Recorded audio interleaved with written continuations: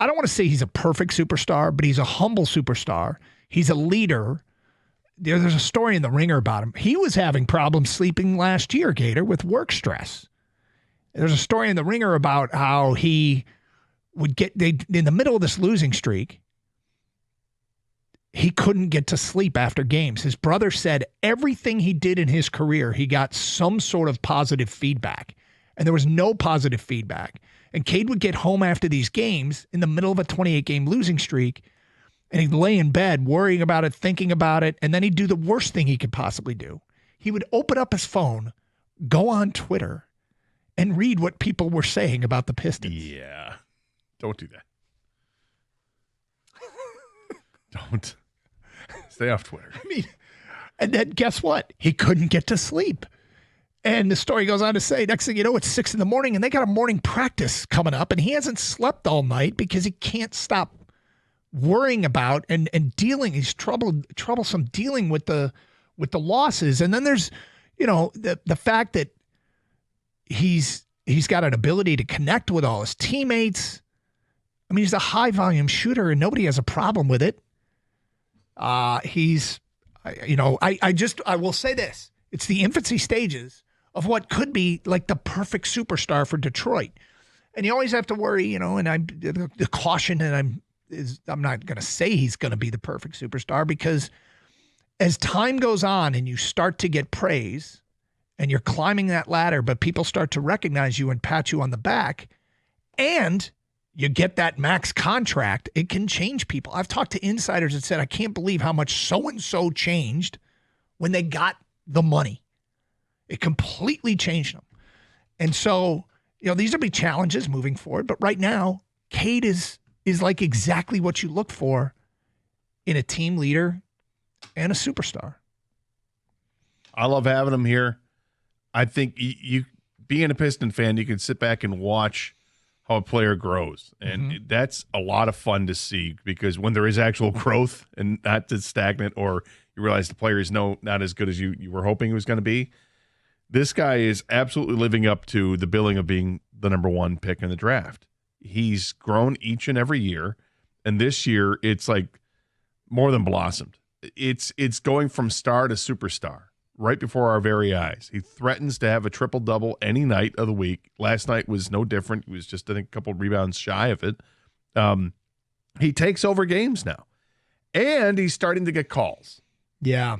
He's starting to get to the free throw line, which is that's fun too. A little bit more fun being on this side of that, isn't it? He's feeling it a little bit this year too. Dude. He's doing things that we haven't seen him do before. He wants to dunk now. He wants to posterize people.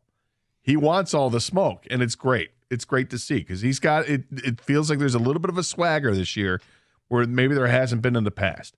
Maybe it's because he wasn't sleeping, but he's got it now. And this team they're 12-3 in their last 15.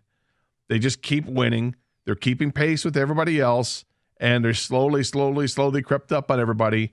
And now we've got, by a percentage point, it's not a three-way tie, but effectively it's a three-way tie for fourth place, because the Pistons have been that good. And by the way, if you want to play the get physical with them game, please do. We counter with Jalen Duren and Isaiah Stewart. And last night was one of those games. There was nothing funnier than watching Jordan Poole point his finger at Jalen Duren as he walked quickly backwards away from Jalen Duren. Right. I mean, that thing got physical. There was pushing and shoving.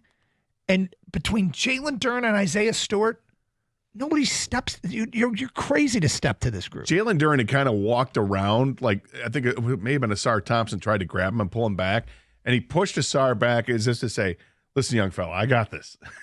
And then he walks around the pile to confront Poole and like points at him as Poole's walking, backing off, because he knew he was biting off way more than he could chew.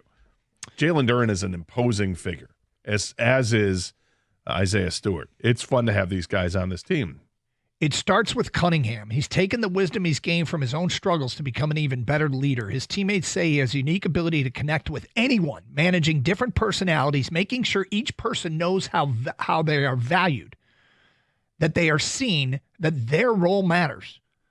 JB Bickerstaff says if you look around him, his teammates get better. And that's extremely unique that a superstar or young superstar in particular who's coming into his own has the ability to not just do his own thing, but then to impact those around him and make those around him better. And that's why, to me, Cade is an all-star. It's not just the numbers he puts up, it's the impact that he has on his teammates and the people that he brings along with him. I think he's absolutely the unquestioned leader of this team. Obviously, he's got a ways to go before you get into Isaiah Thomas territory or Chauncey Billups territory, but he's got that leadership ability in him, and he's starting to lead, which is great. It's the next step in the process for him becoming that superstar player. 248-539-9797. Enough can't be said, too, about guys that want to be here. From the very beginning, Cade Cunningham wanted to be a Piston when it was very, and still is, unpopular, right, to come to Detroit, a place that hasn't won in a long time. And I know part of it is, hey, I want to be the number one pick. But also, so many guys, they say they try to determine where they go now, because whether it's the number one pick or not, they want to choose where they want to build their brand and things like that. Cade, from the very beginning, wanted to be a Piston, wanted to be the number one overall pick, and knew what he was getting himself into, which was a rebuild. And it was probably a lot rougher than he had imagined. 14 games, and then winning 14 games only in an entire NBA season, not heard of. But guess what? It's paying off because he's that guy. He is that guy. So the Pistons are lucky to have him. We're lucky to have him, and I think he's the perfect kind of star for this town.